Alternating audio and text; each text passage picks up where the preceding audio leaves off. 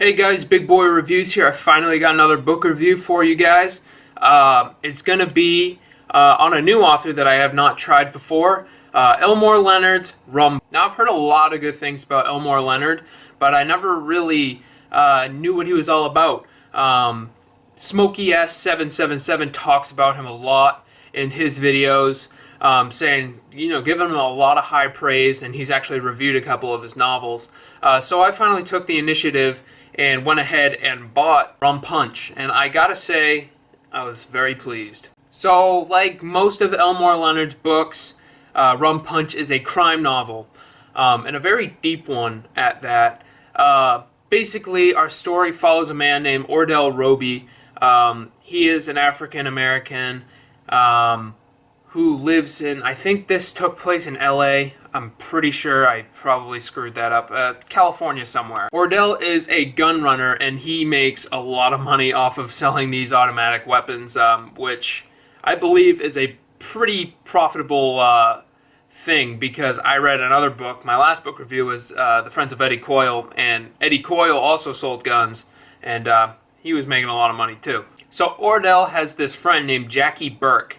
She's a flight attendant lady. She flies back and forth from California to Florida, Mexico, and when she's doing this, she brings back packages, or in her suitcase, she has money, lots of Ordell's money. She picks it up from this guy named Mr. Walker, who we never actually see in the novel. He is one of Ordell's partners in crime, distributor guys.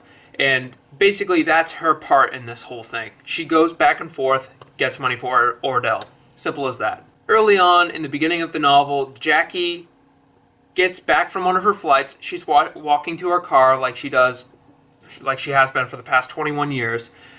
And she's pulled aside by two undercover cops, and they're like, let me see in that bag there, miss. They pull out $50,000 and a little baggie of cocaine, which she was unaware of. That was in there, and there goes the conflict of the novel. Ordell gets really nervous. He's worried that she might rat him out to the cops, and he starts getting a little defensive, and he's not afraid to pull a trigger on somebody, and that's one thing we got to learn about Ordell real fast. Jackie is caught with this money, but she is going to hatch a plan to keep that $50,000 and Ordell's life savings all to herself. And then we have Rum Punch. If this book does one thing right, it's the characters. I really enjoyed the characters. They really made the story, which could be very confusing at times. It might have just been me.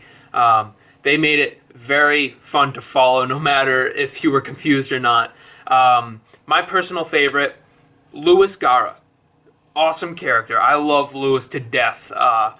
He's basically Ordell's buddy. They were cellmates. That's how they met back in prison. They did some time together back in the day. And they worked together. Whenever you're reading about Ordell, you're pretty much reading about Louis too, because he's always with him. And Louis, he's just hilarious. He's always off in some kind of la-la land, staring at a wall. I don't know if it's just because he's stoned out of his mind, or if he was just in prison so long. I don't know what that's all about, but it's pretty hilarious reading about Louis. Jackie Burke was also a very strong female character. You see her go through a lot and pull off a lot of awesome things. A lot of scheming on her part. Max Cherry is a bail bondsman who becomes pretty close with Jackie throughout the novel. I also liked him a lot, except he kind of had some pointless chapters.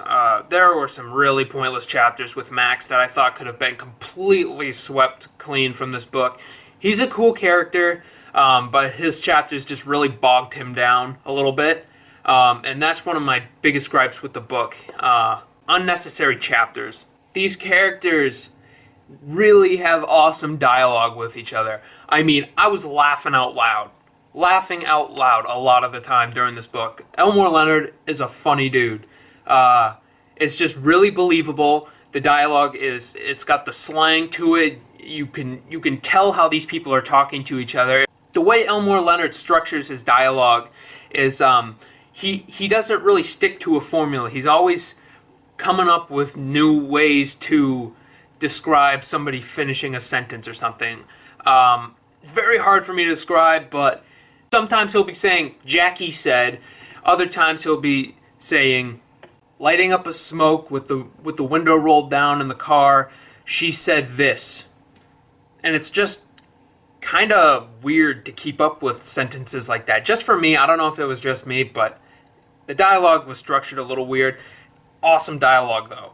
Like many of Elmore Leonard's novels, this was actually turned into a film directed by Quentin Tarantino, which was the follow-up of his very, very good Pulp Fiction. I'm a huge fan of Quentin Tarantino, and he said himself he knew he could probably not beat Pulp Fiction. So he went back and found a really awesome novel, which he enjoyed, Rum Punch, and turned that into a movie called Jackie Brown. It's pretty much the same exact story. He changed some of the characters around, like one of the cops is named differently, and he completely wiped out some characters, minor characters. But the story is pretty much the same, and I watched it along as I read Rum Punch, and I gotta say, it was a really, really good movie. And Robert De Niro as Louis Gara, oh my gosh, so hilarious. He was so funny in that movie too. So I do recommend Rum Punch. Even though it kind of struggles with the pacing a little bit, like I said, some chapters are completely unnecessary. Other than that, you got a really cool story with a lot of scheming and some really funny characters, and some awesome dialogue. So thank you for watching this review, guys. This is Big Boy Reviews. See you later.